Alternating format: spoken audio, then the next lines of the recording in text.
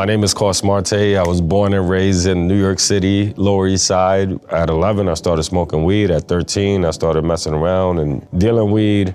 Then I got arrested, multiple times. I did 6 years in prison for selling. And today, I'm like one of the first people to be a social equity person, meaning that I've been convicted for this and arrested for this, and I did 6 years in prison, and now I have 72 employees within 15 months, operating 3 dispensaries at my gym, which was my current business that I had, submitted to get this license. When they wrote that law, I was like, oh my God, this shit was written for me. I mean, excuse my language, but I was shocked. And I think the most beautiful part is that we're going into the jails every day to hire people coming out of the prison system to teach fitness classes. And so we now go into Rikers Island, we go into the juvenile facilities where we train the inmates to be certified there, and they have a pathway when they come out. That's really proven to work. I hired people that's committed murder. I hired drug dealers, robbery, whatever. For me, I see a human being that committed a mistake. The majority of the people that are in there, they're good people, and I see it. Most companies, they don't look at their employees like that. That's what I'm trying to build, is a different corporate structure and a different way of seeing people as humans.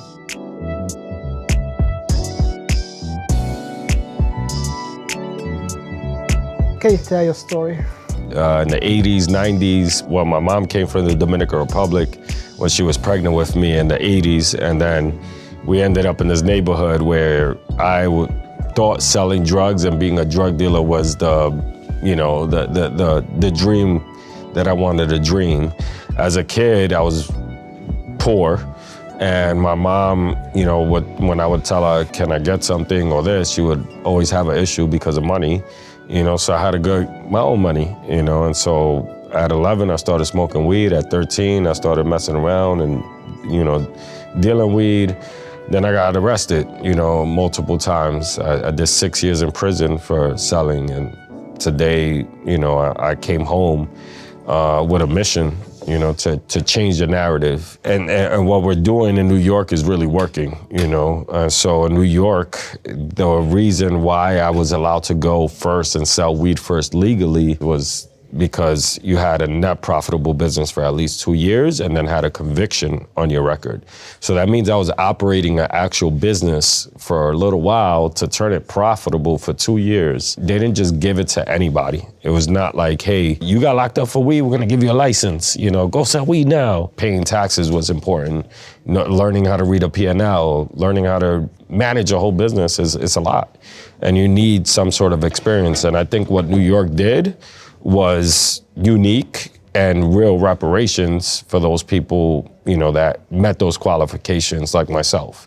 When they wrote that law, I was like, oh my God, this shit was written for me. I mean, excuse my language, but I was shocked. And today I'm like one of the first people to be a social equity person, meaning that I've been convicted for this and arrested for this, and I did 6 years in prison, and now I have 72 employees within 15 months, operating 3 dispensaries at my gym, which was my current business that I had, submitted to get this license. And I think the most beautiful part is that we're going into the jails every day. We're teaching them, talking about this, even though we can't do it written yet. And that's where we're going, is talking to the government about, hey, let's educate, let's give the science, let's give the tools to the individuals inside, so when they come out, they're prepared to work in this field. We also worked on amending that law, because before, parolees and probationees could not work in legal dispensaries, so that was amended in New York. And now we're actually educating parole officers because they don't even know this law was even implemented yet. You've seen prisons from inside. How did this change you? Did it change you, being a prisoner? So I went to jail multiple times. I got arrested like 12 times, 3 felonies. The last time I went in, it really changed me. So I ended up in solitary confinement. I was in 24-hour lockdown. I could call it a spiritual awakening that happened to me. I was about to be released 2 months before my incarceration. and an officer beat me up, and I ended up in the hole, where you cannot come out, 24-hour lockdown. And so in that space all I was given was a Bible that I had a long time ago that I never opened up. The only thing I used that Bible in prison for was to rip a piece of paper so I could roll it and smoke it, and I have people's phone numbers in it.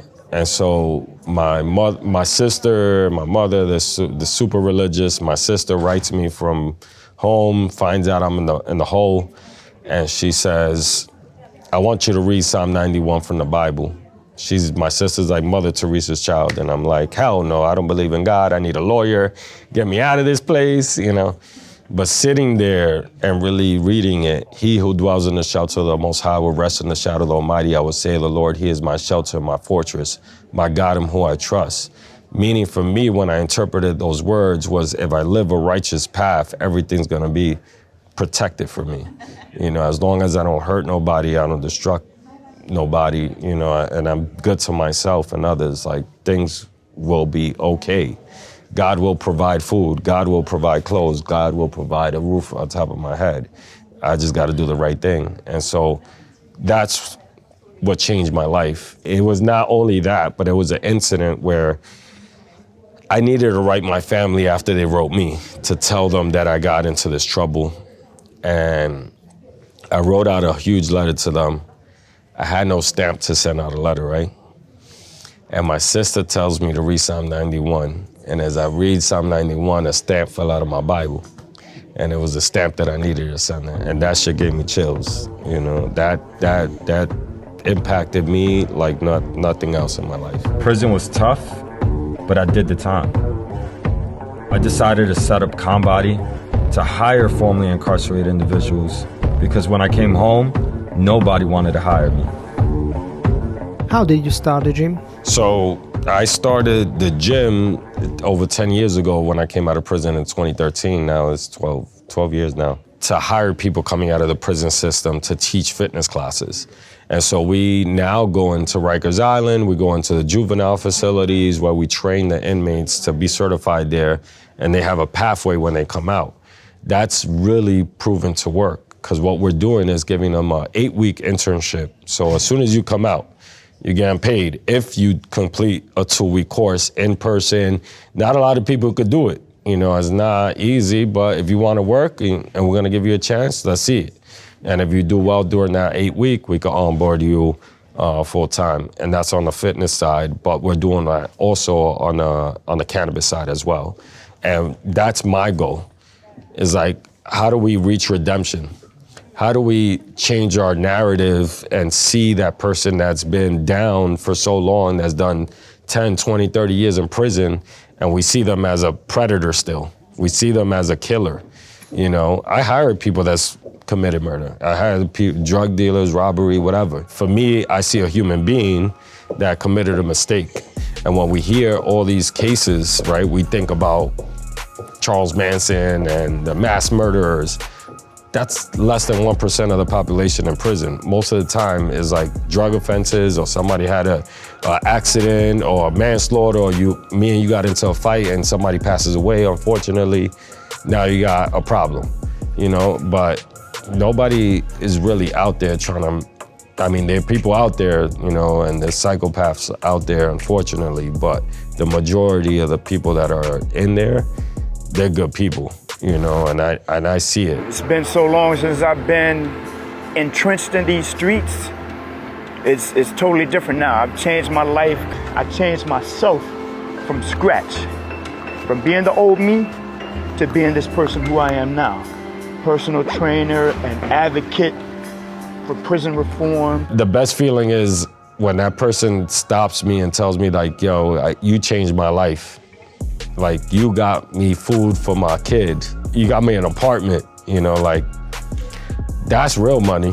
That's the money and the selling and all that stuff, that's not real money. The real money is when that person's life is uplifted and changed and they could really meet life's mean without like struggling or trying to go back to the streets and do something wrong. Not too long ago, one of my guys, they were like, yo, I want to speak to you. I ain't got money for rent. I feel like I got to go rob somebody for the money. Thank you for telling me that. Let's go get the money. Yo, you got money here, you got money there. Let's get $100 here, $100 there.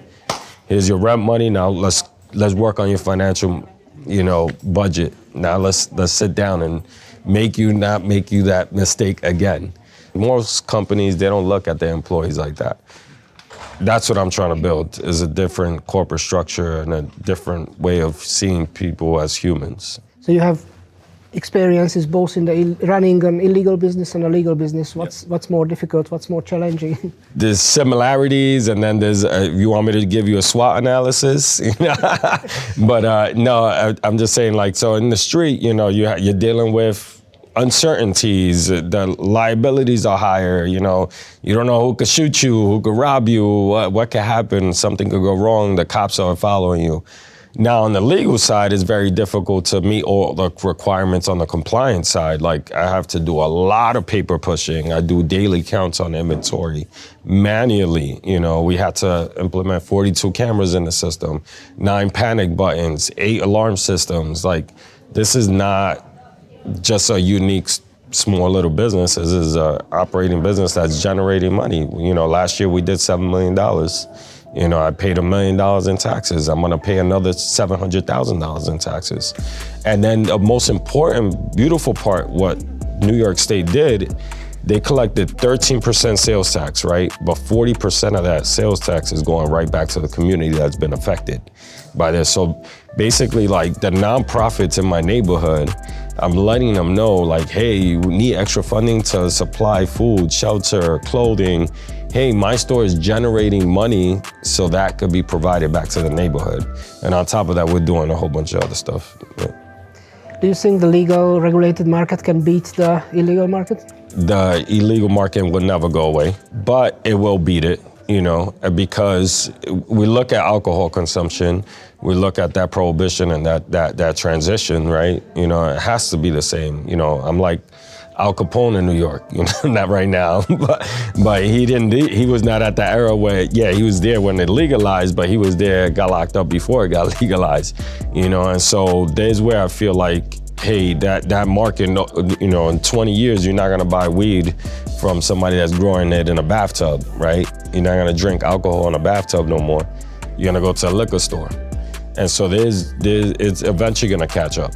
But we need to legalize it everywhere and normalize it and, like, really treat it as a plant and not as, like, a deterrent that is killing people. And yes, some people might have bad reactions because of the amount of stuff they're using, but that's because the unregulated market is just throwing stuff out there and making people sick. And there's a lot of smoke shops in New York City that I see customers bring those products in my store and they say, look at what I bought across the street. What the fuck is this? And I'm like, that is not weed, be careful. And so if we legalize it, we can regulate it and we can make it safe, tested, and secure for people's safety, So. How do you see the cannabis regulation model of New York City? So I see the New York model really working if the problem is the registered organizations, the medical operators.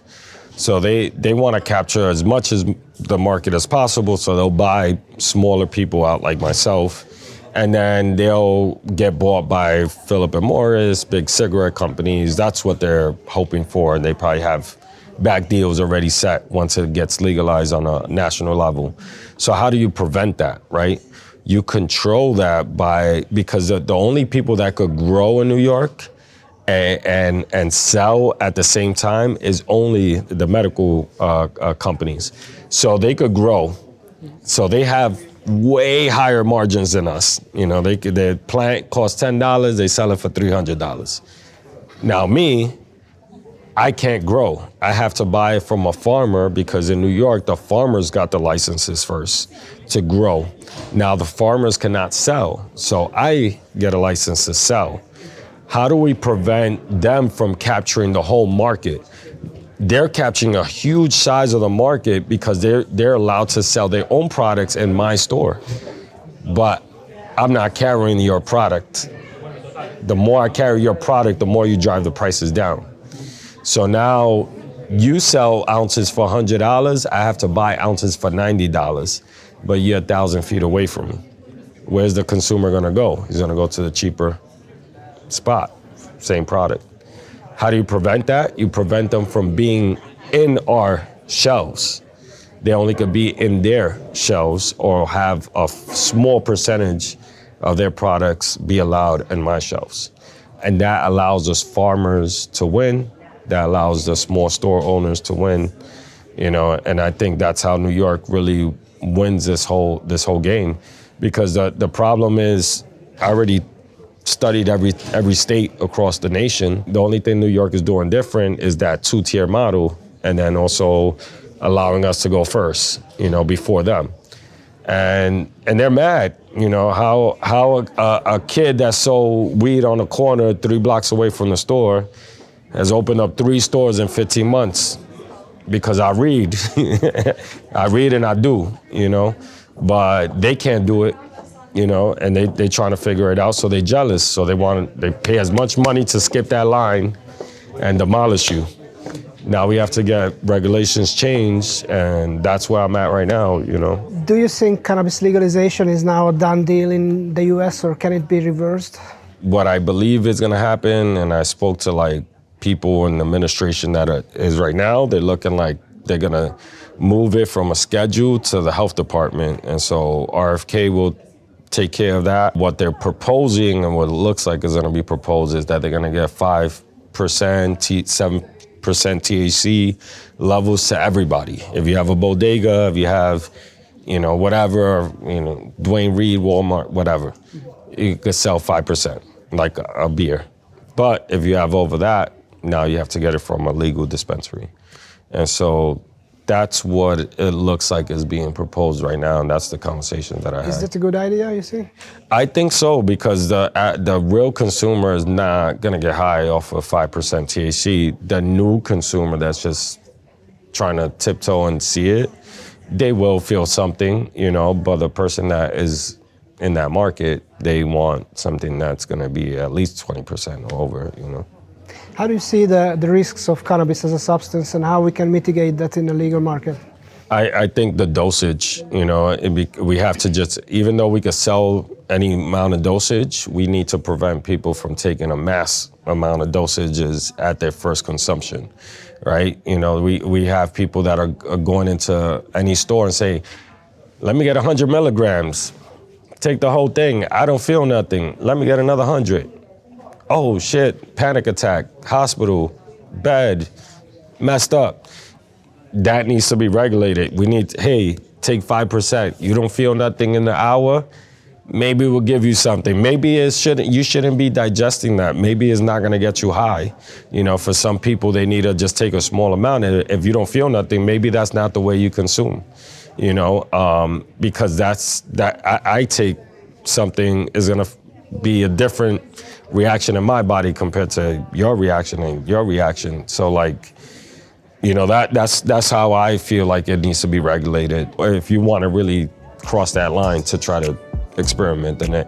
Plus, I don't believe like, hey, I smoked weed when I was 11 years old, you know, till now, whatever. But like, we shouldn't have kids, you know, consuming. Once it gets a little bit more normalized, I think, you know, we'll see the same ways of alcohol, you know, or even if we do move forward and legalize everything internationally, it's not gonna be so attractive to kids as much, you know? Like we see Holland, you know, they're like, weed, you know, I'm like, weed, you know, like New York, we're like, oh my God, you know, like it's the best thing in the world because it just came about 2 years ago, you know? And so we'll see what happens. You know, that's my thoughts.